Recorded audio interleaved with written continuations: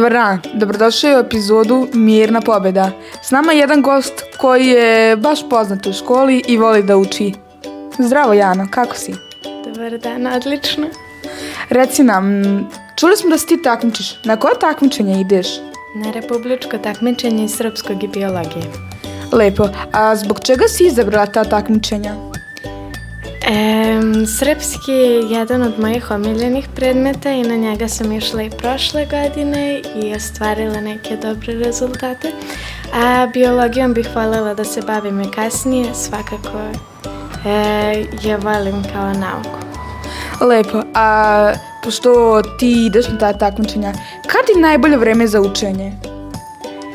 Pa u mom slučaju, iz mog iskustva, rekla bih da ne postoji vreme za učenje, da nema satnice za učenje. Meni lično je svejedno da li je to ujutru, uveče, u nekih 15 minuta pauze između planova.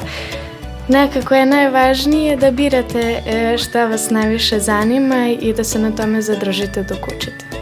A da li je teško baš na tim takmičenjima? Da li je gradivo isto ili je malo izmenjeno? Gradivo je isto. Sad konkretno za biologiju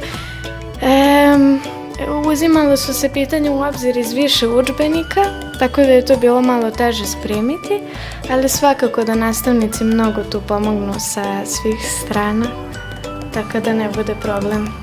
A da li imaš neke hobije? Hobije? Pa ostajem na vannastavnim aktivnostima, svakako da organizujemo druženja i ostalo. To je to. Hvala mnogo. Ovo je bila još jedna epizoda Ispod površine. Vidimo se.